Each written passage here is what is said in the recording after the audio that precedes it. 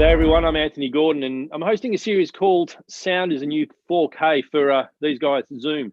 Now in today's technologically creative world, it doesn't really matter what video gear you've got, you need to get your sound right. And what we've been doing over the last few weeks is interviewing a lot of creatives from sound engineers, podcasters, musicians, and talking about the premise of how important sound is.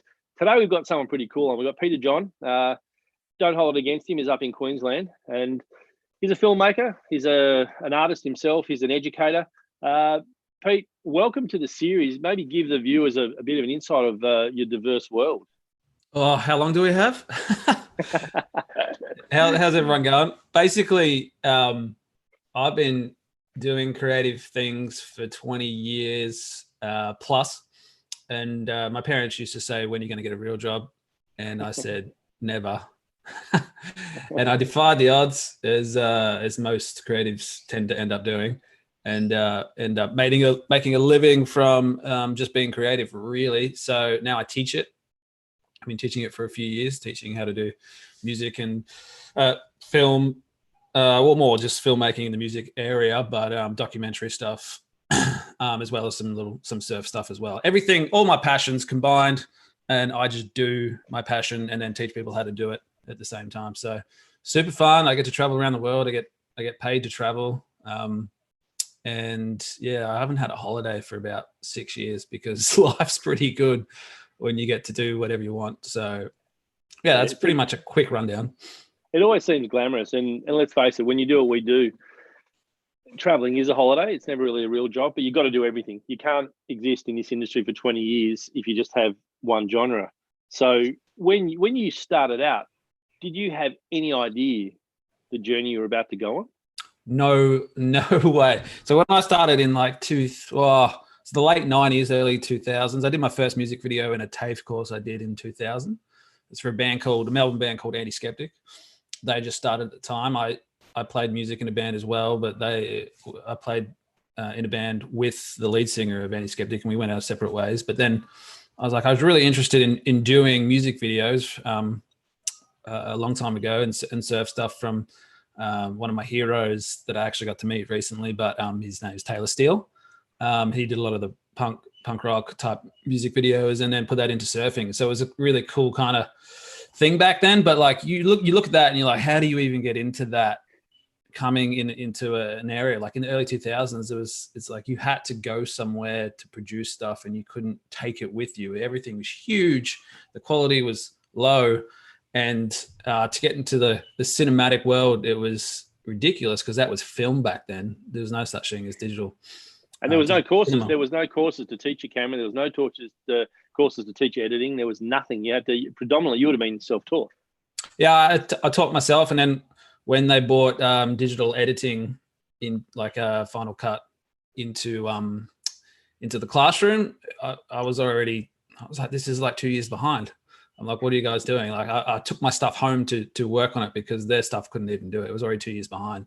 So yeah, classrooms couldn't keep up even back then, which was super weird. But the other thing was, it was like they wanted to teach you how to get into like the TV studios and do that type of content. And I had no interest whatsoever. I hated the news, hated anything to do with broadcast. It was just not creative in my brain.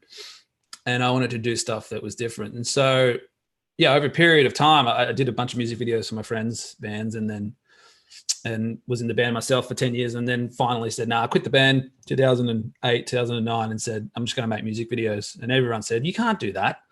I'm like, I can do whatever I want. And it got to a point where you could literally just pack your gear into a backpack and get on a plane and fly somewhere, shoot something, and then come back or edit it on the plane and deliver it and then see you later. So I ended up, after a period of time, doing over 100 music videos and then traveling for 3 years straight without having an address to live in, because I just figured out if you could just put everything in a bag, take it all with you, you just go from one job to the next to the next. So I was flying from country to country to state, not going home because I didn't really need to have one. So it's kind of interesting. I was like, I want to try and do this for 3 months, see if I can do it. Ended up being 3 years, 3 and a bit years. So I started with this very similar journey. I thought if I can last 3 months, and then 20 years later, you look up and think, where's it all gone? You know, but the interesting thing is it rolls off your tongue so simply. And a lot of people will be watching this going, well, how is it so simple? So maybe if we go back a step, what used to be in your bag? Like, what did you take with you to do these films? So for the uninitiated and people that aren't sure, even kids that are starting out these days, I mean, I don't know where you'd start if you were starting again today, but what was in your bag back then, and how's that transitioned over the years to make it more portable? Well, it all kind of hit a possibility of doing this travel, take it in a bag when the DSLR market hit, which is 7Ds and your 5Ds.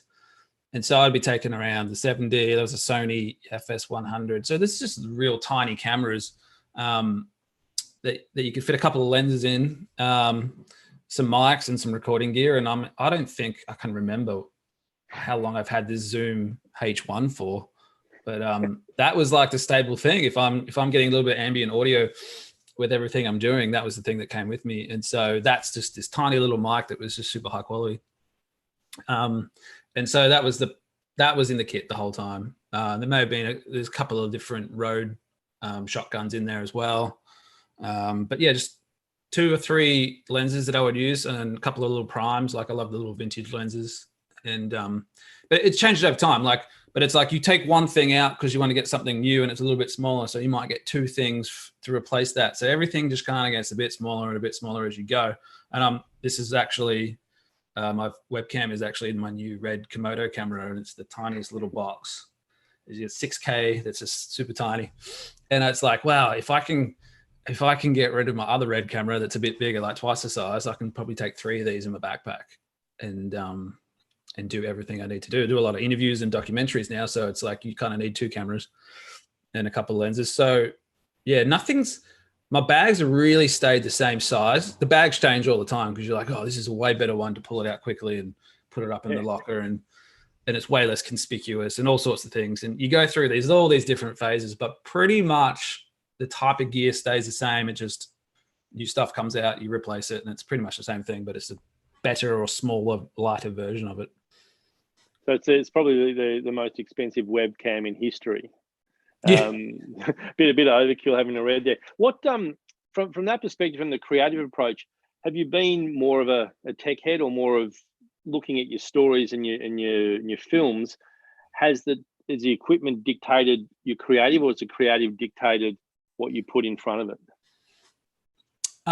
It's such a strange thing because I use these the best cameras in the industry to shoot my stuff, but the stuff I shoot a lot, I mean, it gets a lot of views, but the ones that have got the most that were shot in the 7D is like 25 million views on the Paper Kites balloon clip. And that was 7D uploaded in 360p. So I tell my students, it's like tech isn't really the most important thing. Your story is, and the way you can communicate that, and the way you can use your tech and manipulate your tech to make it good. And so if you know how to use something that's not as good as the best thing, then you can use the best thing well. But if you don't know how to use, like a 7D or a DSLR camera, or even your iPhone to shoot something well, you're also going to make the same mistakes on something that's really good. So I'm like a half, I'll probably say a third tech and then 2/3 creative story, do something different, make it stand out type thing. And like when people muck around with gear, sorry? Are you choosy about that? Because it's especially when you're in the music video side of things, that's almost super creative, because you don't have as much latitude to add different sound to it, but it's how you work with that. So does that make it more complex with your gear, because you are quite limited creatively based on the group or the band you're filming? I think it's like the less stuff you have, the more freedom you have in the choice. If you have too much stuff, you get bogged down in choices. And if you only have whatever's with you, and you can only put it in, like this is Komodo, I shove it in. If I only have that thing, I don't have a gimbal, I don't have anything, then I'll just make something with that.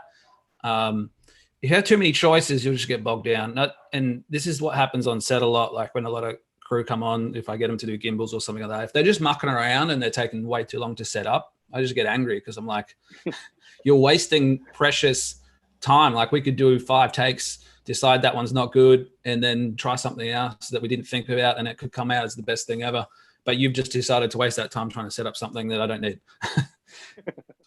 As I'm just like, just give it to me quick, give it to me simple. I want to spend more time mucking around with ideas than the tech. So the tech's getting so good where you don't need all this extra stuff anymore. Like the wireless inbuilt into a Komodo means I don't need all this extra other junk that just plays up and does random stuff when it shouldn't. And so if you can just get the camera, turn it on in 20 seconds, you're up and rolling, you can shoot more, which means you can get more takes. And I do a lot of things which are at golden hour. Most of my kind of stuff is in the golden hour time, and you don't have time to muck around. You've got 20 minutes of the best quality light. So everything has to be simple, quick, pull it out, shoot it, see you later, pack it up, end up going to the pub after for a meal and, just talk about how good that day was. So yeah, if everyone's mucking around with gear and tech, I'm kind of, that's why I'm like a third. I'm like, yeah, it's very important, but it's not the most important thing. Yeah, fair enough. And then on the flip side of it, we were talking about sound, and you were saying when we're off camera that you tell your students it sounds, well, 51% of the whole production. Take us through that. I mean, how important is sound to you as a filmmaker, but also as a specialist in music videos? It's a very interesting genre. Take us through that importance and how you then manage that workflow. Well, there's two things to it. It's like if a band presents me with a track they want to do a clip and I don't really resonate with the song, I know it's probably not going to be a good music video, because it's what I said, it's audio is 51% of the actual production. So a lot of people get confused about that because they're like, no, well, it's a music video. You just chuck the song in, you don't have to worry about it. I'm like, yeah, but if the song doesn't connect or it doesn't have a vibe, I can't actually make a vibe from that. Like I need to feel it to then get the visuals ready. So there's that, which is like, there's absolutely no ambient audio. You're just giving a track. And then there's like what I like to do, and I did it with the recent Bliss and Esso clip, Lighthouse, is I really wanted to take that whole clip on a journey because it's a very deep story. I'll be working on a documentary with Bliss about it as well. But, I wanted to have that kind of movie intro where you have these sound effects and it's fully driven with sound and ambient undertones. And so I spend more time on those little 1%, 2% intros. It kind of cuts out halfway through the song and you can hear Bliss, ride through a tunnel on a push bike. And then there's stuff at the end. There's thunder. There's all sorts of ambient tones underneath there. And I usually go hunting on the internet. I'll have a whole library, or I'll go and record some stuff. And then I'll spend time manipulating the tracks together and to make something work. So I'll spend actual more time on the audio of those 1%ers than I do on the actual edit itself, which is insane. And I've been doing that for probably five or 6 years now. And it's like, some people a lot of my mates in the industry are like, oh, your audio is just like, and I'm like, yeah, but it's so annoying because I spend more time on that. And then only you guys really understand it. Everyone else subconsciously gets it, but it's the difference. A lot of people don't realize that you're manufacturing the emotion through the sound, not so much as vision. So I want to get your thoughts on that, because you can create, I always say you can fix bad vision, but you can't fix bad sound. And if you spend your time, so when you look at an average film, documentary, or music video, the emotion's not created from what you're looking at. The emotion, in my mind, is what is created from what you hear. I mean, what's your perspective on that? Yeah, always hearing first. And that, if my ideas also come from like the creation of a music video is from listening to the track in different scenarios, different times of the day, to feel what it should be as a visual representation. So it's never I have an idea for a music video visually and then put it to a song. I'm like, that never works. So it's always audio is first. That's what I said. It's 51% of the thing. It's first in line. So yeah, I don't know if that's a psychological thing, but or it's like something from my past, obviously doing music first and then getting into video stuff. It's, yeah, I always listen first and then watch. It's interesting because what I like about what you just said is that you'll listen to it all through the day, because you don't have a genre of audience that's just going to listen to it at 10 at night. you're going to have people, especially globally, that are going to listen to it at all different times of day. So you feel it at different times of the day. Is that an inherent part of the creative process, or are there other little things that you do unwittingly that allow you to allow the creativity to flow out? That's a great question. There's so many. There's like going for a surf afternoon, coming back, putting it on the Bluetooth speaker, and then getting in the shower and just letting those ideas flow. It's like dusk, and you're like, oh yeah, feeling it. Is it? Or then you get up real early, you put it on, you go for a run, or you go to the gym, and you're like, feels like this. There's so many. Yeah, you kind of got to you got to be free. You got to have space to do it. You got to have time. You can't be thinking of anything else. You just got to let the idea go. So I'll go to the middle of the day to the beach and just sit on the beach and not surf, and just put my headphones in, listen to the track 5-6 times, just to feel it. And then I will listen to nothing but ambient sound. Even a lot of the time, if I'm driving, I will not listen to music in the car. I'll listen to sounds. And and that kind of creates the emotion that I need to get through for the video. So interesting. I mean, from a creative perspective, and this is what I've wrestled with, and I don't think I'll ever have an answer. It doesn't matter how many years you do it. Is for people that are watching this, it's a conundrum because you feel that you're not working when you are working. So how do you balance psychologically when you're just hanging out, listening to stuff, and convincing your brain that this is creatively what you need to do to go back to the studio and get the job done? Because to most of the people that look into what we do, they just think we hang out and do nothing. And all of a sudden there's a product. So my dad thinks, he's like, you just surf. Sometimes work. I'm like, nah. It's I've just decided, I think over, because it takes a period of time, like doing it. It even took me a long time to say I was a director, like probably 30, 40 music videos, even though they said directed by Peter John. I'm like, you kind of feel like an imposter. But after a while, when I realized that, I was doing like 20, 25 a year for a few years, I was like, it's my job. This is what I do. And then I worked out what were the best ones and why. And it's when I stopped caring about time-based monitoring of my, like people talk about hourly rates. I don't. I have a fee for a music video.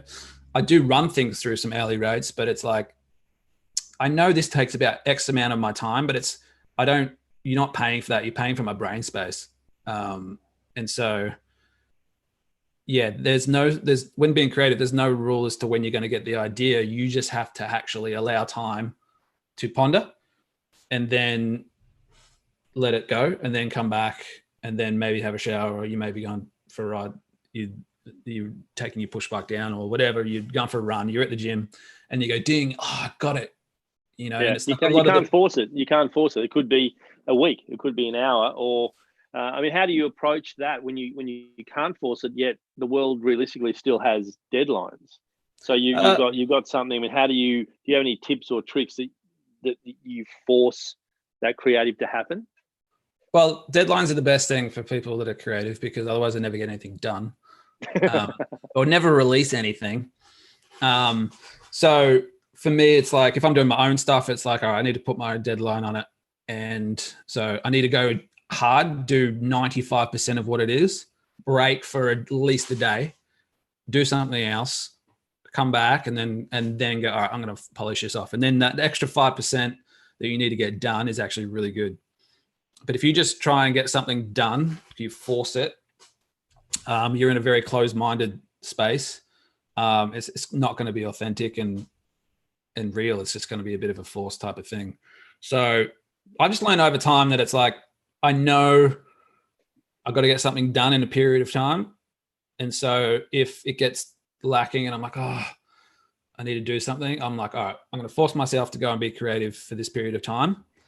And like yesterday, for example, I wanted to finish a couple of things, a teaser for this Lighthouse doco and another little project I was working on, both which had no deadlines. And I said, all right, today I'm going to wake up and get these things done, and then I go celebrate with my mates and go down to the pub after. And I got one of them done and almost the other one.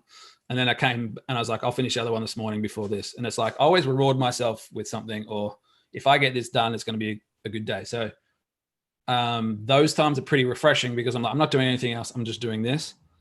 And then I'll play around with it. And then if I have enough time, it'll get done. If it doesn't, I'm not stressed about it. So let's talk about then, because there's a lot of short form stuff. Then there's long format and medium format. Obviously, in the world that we're growing up in, for a lot of the kids that are starting out, long format for them is 2 minutes. But you mentioned the music video, then you mentioned the Essence documentary. How do you then approach the longer format side of things versus the short format, especially from your students' perspective, and just the whole workflow process from creative through to tech through to onlining stuff? I mean, how do you differentiate between short and long format? Last year when we did the course, we had 8 days after we did the trip to Indonesia. We filmed everything, and then we had 8 days to edit the documentary, which is about, I think it's 40 minutes, before we did a tour up the east coast of Australia to do the premieres. And the guy who was running the premieres, Lucas, my mate, he was just like, "Is this going to be ready for the first one?" I'm like, "Yeah." And we delivered the file on time. It should have been there like before the event started, but it came in. Well, it was like some people playing acoustic and it was like, while they were finishing the last song, I'm like, here it is. And so it's like that whole journey though was to teach the students, like, we got a deadline, we got to get it done, and it's got to be good enough. We can polish it later. This is just a premiere. This is not an official release. And so we did another 3 versions of it and fixed up all the spelling in the subtitles.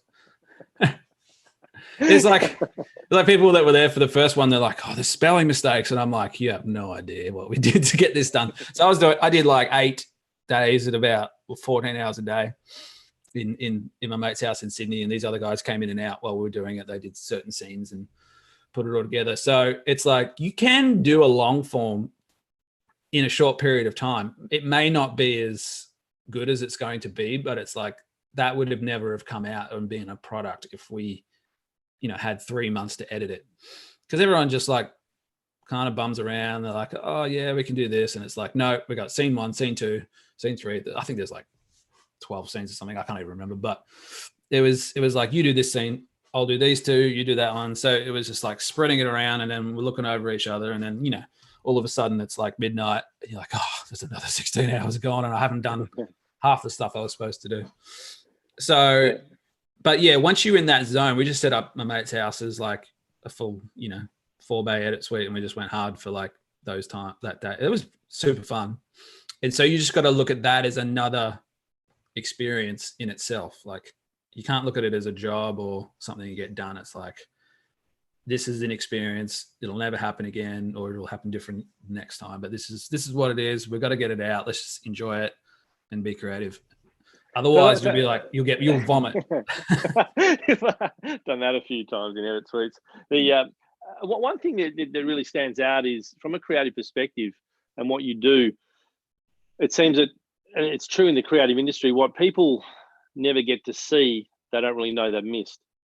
And so how do you then, with your processes and from a creative perspective, draw the line in the sand and go, "It's done, let's put it out there"? Because you're never going to be 100% happy. You're never going to be like, "Okay, this is what I want," but this is what the world will accept. I think because I've done over 100 music videos, and they've all had deadlines, and you get to a point where you're like, good enough is, you're always aiming for perfect. "Oh my, this is going to be the best thing." And then you get to a point where you're like, I can't do anymore, especially with the Bliss and Esso clip. I could have done a few extra things, but with the time I had, budget allowing, like, I probably spent 2 or 3 more days than I should have on the budget for my fee, but I didn't really care, because I'm like, if I have these days, I'm going to do it. But if this goes out and I didn't do it, I'm always going to watch that in the future and be like, "Oh, I could have done that." So you got to get to the point where you're like, I can't really do anymore. So every time you watch whatever you do in the future, you're like, that was what it was. That's all I could have done. I'm super proud of that. You got to draw a line in the sand. I mean, how many times have you gone to bed and then got straight up and opened the laptop and said, "I'm just going to do one more thing"? Oh, every single project. That's the rule. It's like my fee incorporates that, even if I don't do it. But wake up pretty, I'm pretty guaranteed that I'll do an extra bit just because I always do. It's like I'll never take on a job I don't really want to do. That's the thing as well. It's like once you get to a point where you're like, I'm not really interested in this project, and that means I won't do the extra things. So no one's really going to win if I take the job. So when you get students and they come in, and this has interested me because I field these questions by the hundreds every month. When you get young guys and even older guys that want to get into this industry right now and say, well, you know, what gear should I get? Where do I go with it? Where do I start? It's a minefield, right? How do you approach those sort of questions when people come to you and they just think they're going to be an overnight success? It's interesting because of this social media TikTok / Instagram influencer type thing. It's very short lived. I tell my students as well, you know, it's very hard for you guys to understand what long term is because you guys have grown up in a short term world where you understand if you do X, Y, and Z, you can become Insta famous by not doing much. And where I grew up, it was like no one got famous. It was like you literally had to be in the industry, deep in. You had to know the right people. It's like you have to build a legacy, like build a bunch of things before you can even get to the next level. It's like you can cheat now, and it's teaching these students that doing the least amount of work possible is good enough. And I'm like, for me, it's like it's only going to give you a short term solution and no one's going to remember you at the end of the day. So have I got off on a tangent? What was the question again? No, just so if we continue on with that, I mean, I get asked regularly, what sort of gear do you buy? Yeah. What camera, what sound, what would you recommend people right now as a starting point? Well, that's another thing as well, because I'm in the forums for like all these red cameras and like the Komodo coming out, and everyone's like, it doesn't do this, so I wish it did that. And I'm like, you haven't made anything yet. You've just read a bunch of things on the internet. And then you've made an assumption. And I'm like, yeah, these people are never going to make anything. So I kind of steer clear away from that. It's the people that are already kind of doing stuff with something they have. They're the ones that are going to then make something. So, you know, my students last year, like one had a Lumix camera, another had A7S2. He still got it. Another guy had, both had a Lumix? I don't know. He had underwater housing for it. He's from Tasmania. And then the other guy didn't have any camera at all. And I said, just get a GoPro on the first trip. So he ended up getting a GoPro, and I said, just use stuff with this and make stuff. He's doing a lot of TikTok blogs and stuff now. Some are funny. Some I'm like, what did I teach you? No, but he learned all the techniques and all the other things for it. So they're all making content, different versions of it. But the people that worry about the gear aren't actually making the stuff. That's the thing I've found. And I'm like, so, you know, I run some red workshops and people come along, and it's like, I kind of feel weird because I'm like, hey, this is a red workshop. Come and play with the gear that you'll never be able to afford. It's an interesting one because I constantly get told, well, you can't make films with DSLRs. And I said, well, I've got 34 of them on Amazon Prime right now, all shot with DSLRs. I mean, the reason why I never went with red is because my turnaround's so quick, I don't have time to do any grading in post. So I never went down the red channel. What, from your perspective, is great audio then? Because vision, I mean, you can't get better quality than the reds of the world. What's good audio? Like, how do you, because you've seen from the musician's end of it through to the creative end, how do you equate an answer to that? It's knowing how to use the gear or how to get the good sound to start with. Like any device can capture it. Like your phone can get something half decent, but something that's just crystal clear, there's no other sounds behind it. You've just got to get the layer that you want without any interference. And so a lot of people don't really understand that. That's the way you're going to get something that stands out. And so I do a lot of things. Like the thing I shot yesterday is like, you know, coffee. It's called Coffee Escapism, but it's just a bunch of like, my mate runs a coffee shop, and it's just a pour over video, but it's like I film it and then I get my other guy, usually Zoom H8, I think it is, and I'm like, all right, sweet, I've got it. Now then he goes and brings the mic really close up and then just puts it there. And he's got his little fluffy on. And I'm like, I'm recording it, and then I take that audio and then I put it over the top of the other audio that I got that's not quite as good. And there's no, like, you know, sometimes there's a truck going by, so you can't use that. But if you have that mic really close, you're going to get that audio. So there's a lot of things that people don't really understand that happens. And that's why it takes me twice as long to edit the audio than it does the video. Because I'm doing layers and layers of things and changing things and manipulating EQs and even changing speeds of stuff and adding some. And then guessing what all the filters do, right? Yeah, you get exactly. Like, yeah, that's why it takes so long. You're like, oh, what's this filter do? And you spend half an hour going, oh, that was pointless, but that was fun.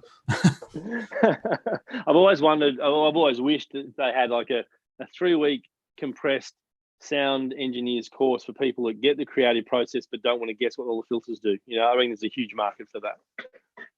I totally agree. Yeah, and I think because I come from a musician background, I did a lot of home recordings and then went to studios. My mates then became engineers and we recorded. He was in the band for a bit, and he's like very good. He's one of the fastest audio editors and drum editors I've ever seen. But because I've had that, I've played around in the studio like for 10 years in the audio world, but then in instrument world, I always understood and watched when these guys did the EQ things and taking out things. And I'm like, so I have this understanding. I don't think a lot of people that get into film stuff really understand the importance of that in audio. So like, I would say less than 10%, less than 10%, you know, and I guess I wish I'd figured it out, you know, way earlier as well.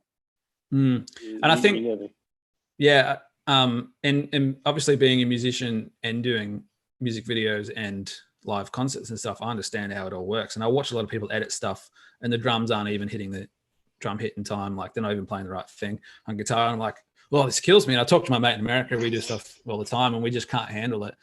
And it gets passed, but I don't think it gets passed as pro because people see it and then they know it's not right. Yeah. Yeah. And that's the extra 1 to 5% that I care about that no one else is going to do. And I think that's why I've got the jobs and the clients I've got, is because I care about those little things. Yeah. Well, God's in the details at the end of the day. Well, mate, it's been sensational chatting. What's next for you? I mean, how are you going to push the limits further? I mean, you can't get a smaller, more expensive webcam. So what's going to happen next?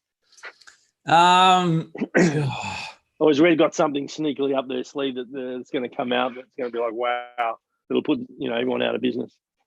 No, I think this little camera is going to revolutionize the filmmaking world, but a lot of people are going to complain because it's not like any other camera. It's a little cube box with a screen on top. And I'm like, oh, I can still focus with it and I don't need an extra screen. It's just this little box. And for me, I'm like, you made something that I use smaller. I love you guys. So I'm like, yeah, I'll take the first one. Give me the first one.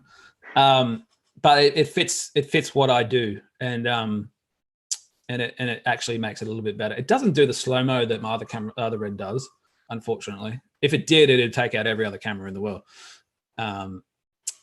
But I'm moving a little bit out of the slow-mo and utilizing normal speed with the sound effects. So it's like my next era of stuff is more based around that escapism of the sound with the visuals. And so yeah, going into that, and a lot of the projects I've got on the go at the moment, a lot of personal stuff is more based around how can I utilize ambient sound more, even taking out soundtracks or completely. And I got a few ideas. I've bounced them to some people. I can't tell you who they are, but I'm just waiting to see if they come back. But yeah, if I can get into that and make that kind of something I do in the next few years, I'll be pretty stoked. So.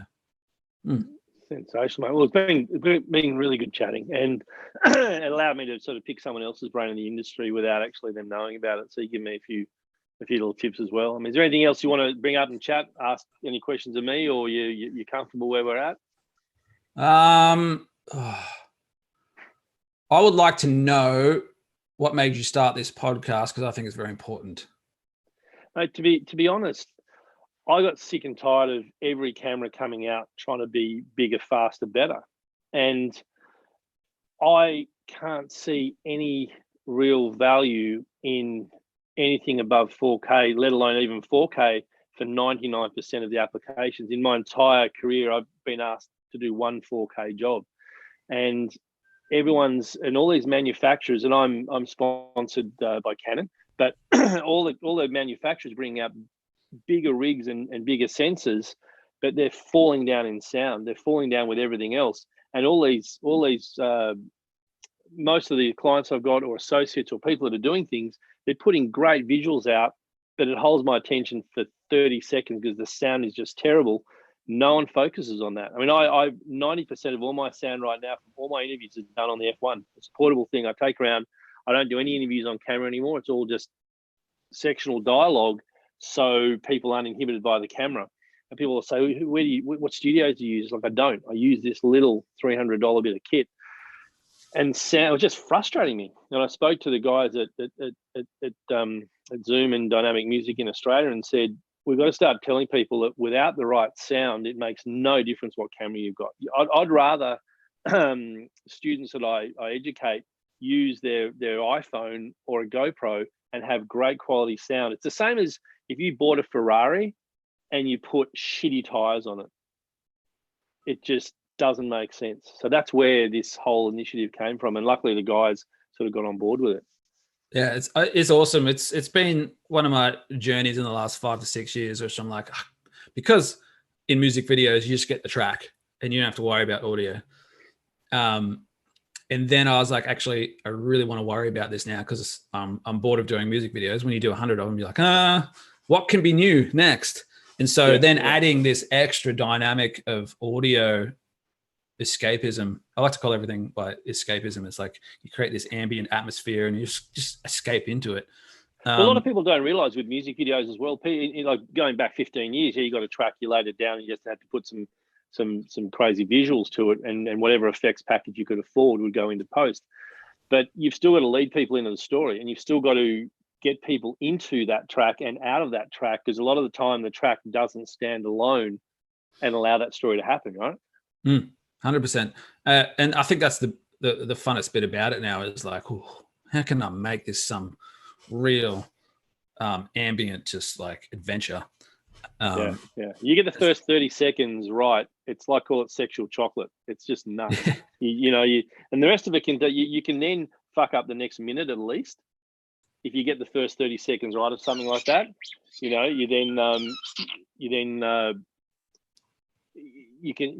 buy yourself that creative time to let the track run out. Totally. Cool, man. Well, thank you very much. It's been great chatting. And anyone that wants to know more about Peter John, I'm sure there'll be a link that'll be put up. And mate, keep doing what you're doing, because it's bloody sensational. If you haven't seen some of his work, especially with Dan Kirby's track that he made in Melbourne, out of control good. So thank you very much, and I'll see you all next time.